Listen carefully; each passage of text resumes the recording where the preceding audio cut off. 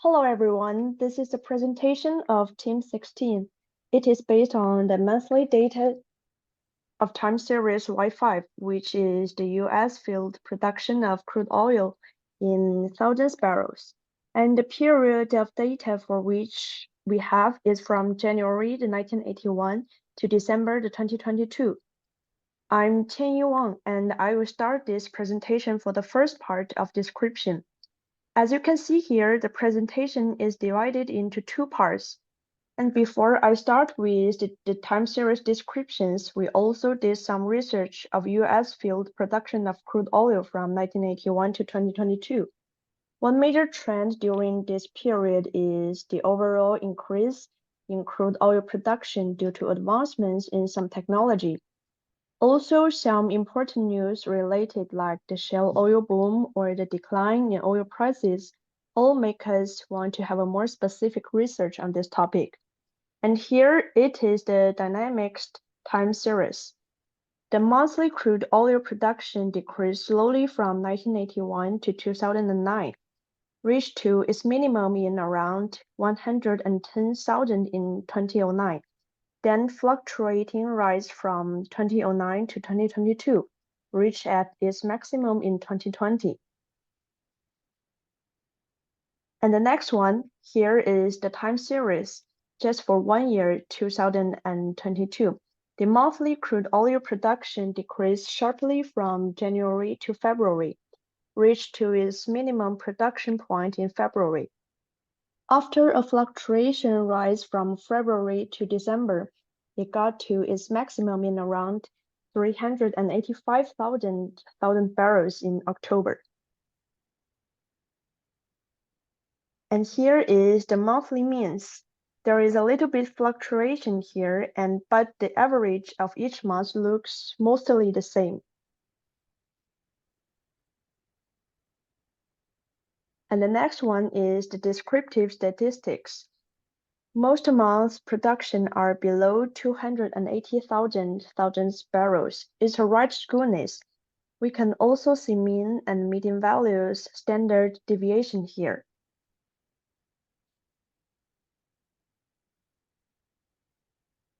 Then we also did the investigation of the autocorrelation and partial correlation function. We can see here from this graph is that the autocorrelation decreases very slowly, and the partial correlation decreases fast, stop at lag 3. Most probably, AR2 has the unit root problem. Only a few partial autocorrelation function goes beyond significant range.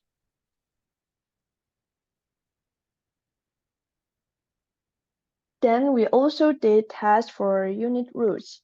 We used the augmented decay Fuller test, and in this case, all three models intercept only the trend and intercept, and the no exogenous variables show the same result. Basically, the Y5 has exactly one unit root, which means that for the modeling, we will work with the first difference of Y5, not with the original one. Also, the mean value is approaching to 0, and the largest difference varying is in 2021.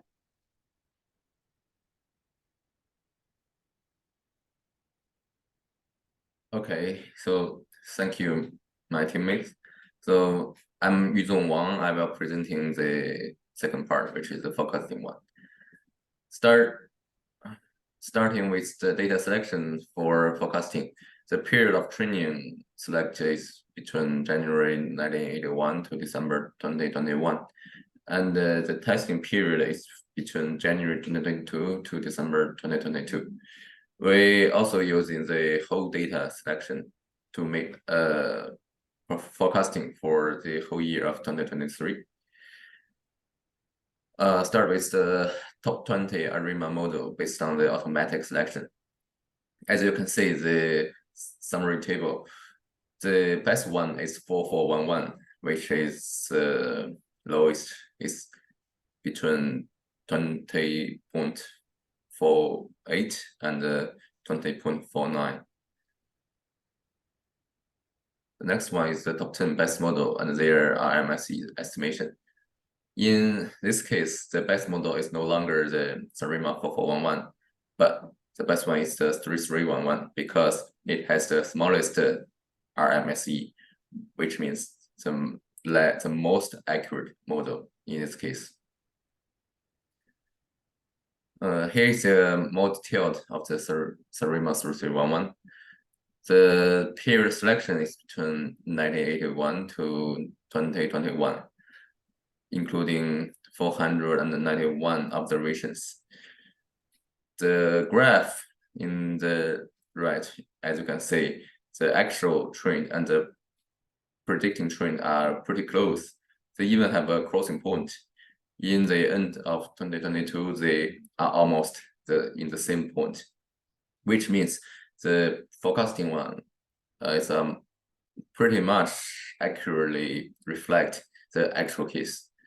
Meanwhile, both actual and forecasting trends are all lie within the 95% confidence interval. There's no extreme value, which also means a pretty good accuracy. In addition, the 95% significant interval start with a pretty narrow and then going broader as time goes by, which means a slightly increasing error. The next part is the best RMSE model and all data estimation. The previous one estimation is using the 1981 to 2021, but in this case, it also covering the 12 months data of 2022. In this case, we also using the best model, which is Sarima 3311. And here is the estimation table. We're covering 503 observations in this case. Okay, moving on. It's the real forecasting for 2023, sorry. In this case, the forecasting trend is also lie between the 95% confidence interval. They have a fluctuation between months, but the general trend is in uprising status, which means the US field crude oil production in the future will rising slightly. Similarly, the 95% confidence interval is also pretty narrow and then going broader as time goes by, which also means a slightly increasing of the error in prediction. Okay, so the final part is the whole summary. The time series and the forecasting analysis allows us to find the best model and produce relatively desirable results in case of US field crude oil production. We can also find the credibility of the data in the reality, because some policies and the economic changes do have an impact on the US crude oil production, such as 2008 financial crisis and the COVID-19 pandemic effect. That's our whole presentation. Thank you very much. And here is the Q&A sections.